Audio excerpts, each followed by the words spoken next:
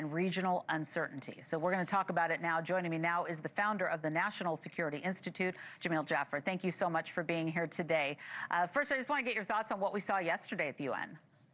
Well, Laura, obviously, Prime Minister Netanyahu laid out his vision for how to resolve the conflict with Hamas in Gaza.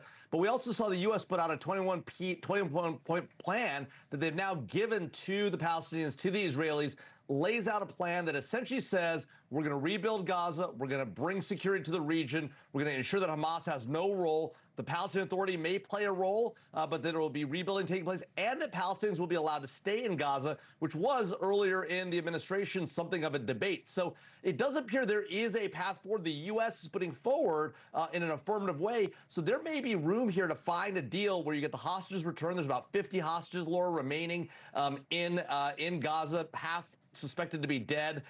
But those hostages can come home. We can bring the war to an end and then figure out how to rebuild and then figure out how to make these two groups live together. The reality is that if this is going to succeed, there has to be a way that these two groups can live in harmony and peace and security together. But the U.S. is going to have to be the guarantor of that effort. You know, I spoke this week with the UN ambassador to Israel. It obviously was a very busy week at the United Nations General Assembly. Here's what he told me on Tuesday about Trump's address. Let's listen. I think President Trump delivered a speech that will be remembered for many years, especially now we're in the middle of a war. When we have 48 hostages still in Gaza, he was the only leader who said it very clearly, we have to bring them home now. You know, yesterday we saw a circus here at the UN with President Macron putting out statements that are not connected to reality.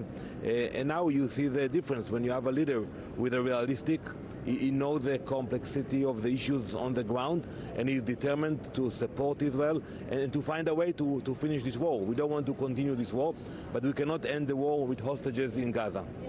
So Trump is vowing to block any Israeli annexation of the West Bank. So I'm wondering if you think that could drive a real wedge in U.S.-Israel ties. What do you make of that?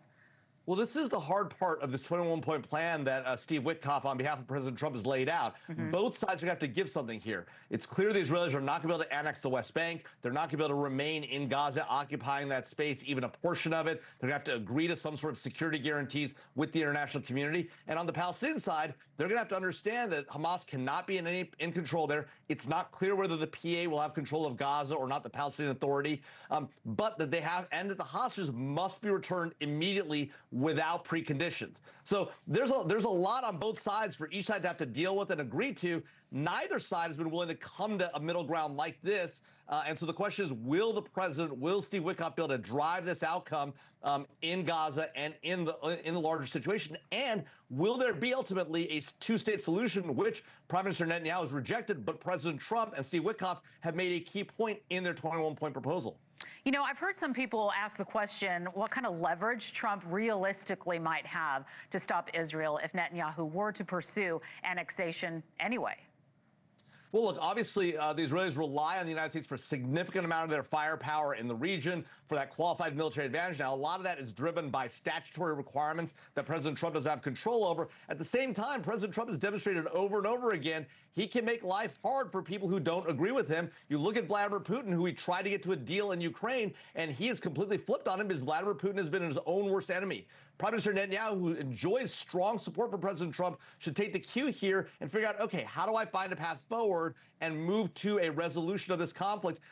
Israel has valid, legitimate concerns. Obviously, the equivalent of a dozen 9/11s taking place on a single day in 2022. He understands why we need 2023. He understands why we need to get Hamas out of this thing and remove them from power and remove them from having capabilities. At the same time, he's going to have to find a way to a deal. Otherwise, he's going to make President Trump unhappy. We've seen it happen to Xi. We've seen it happen to Putin. Prime Minister Netanyahu shouldn't put himself in that place.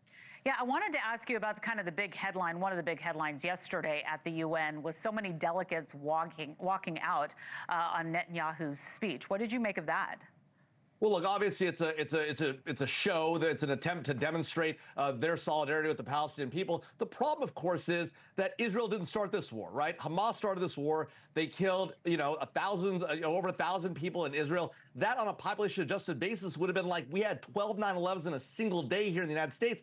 And think about it, there are still hostages that remain in control. Imagine if there were American hostages in the hands of al-Qaeda, and we wouldn't accept it, and the Israelis won't accept it. So this idea somehow that Israel's going to bring this war to an end without the hostages coming home, that's not reality. People can walk out of the UN if they want to. That's not going to happen. At the same time, Prime Minister Netanyahu has to accept there's going to, in the long term, at least in the U.S.'s view and President Trump's view, there is going to be a Palestinian and an Israeli state living side by side in security. So now the question is, how do you make that happen? Right now, neither side is there, Laura, and that's the really hard part.